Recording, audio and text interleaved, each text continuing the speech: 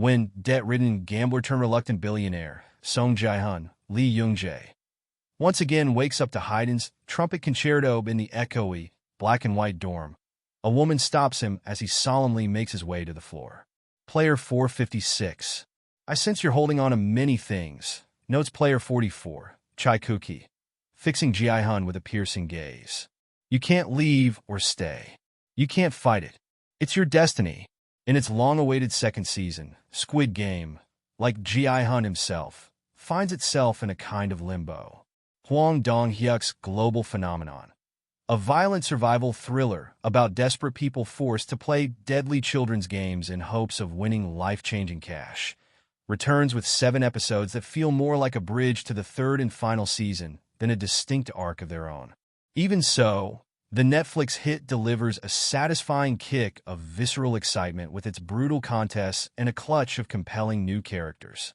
2 years after refusing to get on the plane to Los Angeles, Jae-hun spends his days holed up in an abandoned Seoul motel, using his 45.6 billion won, the blood money, as he calls it, to pay for a search party.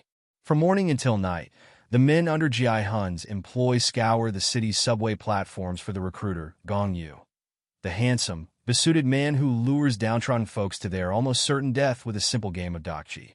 Elsewhere in the city, Junho Wai-ha-jun, the detective who infiltrated the island and discovered that his missing brother, In-ho Lee Byung-hun, was the game's infamous frontman, is working as a traffic cop.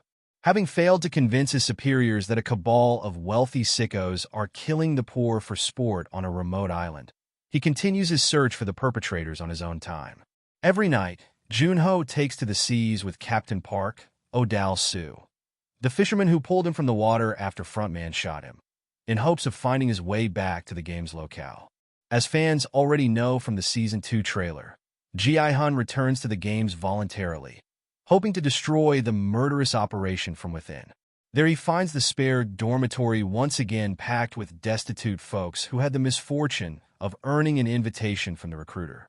Young sick Yang Dong-gun, laden with gambling debts, is horrified to discover that his elderly mother, Jeom-ja, Kang Yi-sim, also joined the games to pay off what he owes.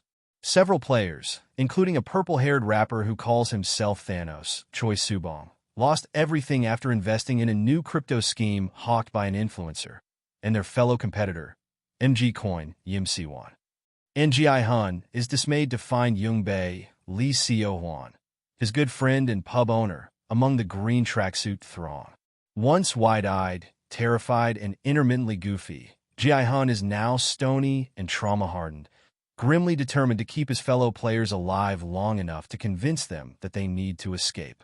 Lee, who brought an endearing levity to Jae-hun's travails in Season 1, manages his character's emotional shift beautifully as he frantically tries to awaken his fellow players to the danger they're in ahead of the first game. Red light, green light. With the humor, mostly sapped out of his hero, Hwang adds compensatory comic relief through several new characters. Young-bae forms a charming friendship with Daeho, Kang Han-ol, a young Marine who's eager to be of service to the older man. John Suk-ho is consistently amusing as Woo-suk, an excitable small-time criminal who joins Junho in the search for the island. And Choi, a well-known rapper off-screen, brings phenomenal charisma and swagger to Thanos, who maintains his MC bravado even in the most horrific circumstances. Yu's slick recruiter enjoys more screen time this season, and the actor explodes his character's chilling composure during a terrifying and delightfully unhinged reunion with Jae-hun. As entertaining as this new group of players is, it's disappointing that Season 2 has them spending more time in the dorms arguing about whether to continue the games than playing the games themselves. Early on, Jae-hun reminds the competitors of Clause 3 in the consent form. The games may be terminated upon a majority vote, which leads to too many scenes devoted to this ongoing debate. Multiple episodes feature lengthy sequences in which the contestants argue before they vote over which way to vote, attempt to sway or intimidate each other during the vote, and then have somber discussions about the results after the vote. The conversations all center on the same dichotomy: those who want everyone to live versus those who are willing to kill to win. But whatever point Hwang may be trying to make about the value of optimism over nihilism, or vice versa, is crushed under the weight of unnecessary and unresolved repetition. Fear not, there are new games, and like red light, green light, they're incongruously barbaric. This is no place for spoilery details, but I can say that each game generates gut-twisting, yell-at-the-screen suspense, even on a second watch. And the game's announcer, voiced to eerie perfection by John Young-soo, gives the most chilling instruction yet. Players, please wait while we tidy up the venue. It all builds to an expected, but still gripping, showdown that sets up what's sure to be a blood-soaked battle royale in Season 3. The games won't end unless the world changes, warns the frontman. Well, changing the world takes time, so if Ji-hun needed this season to prepare, we owe it to him to be patient. Grade B.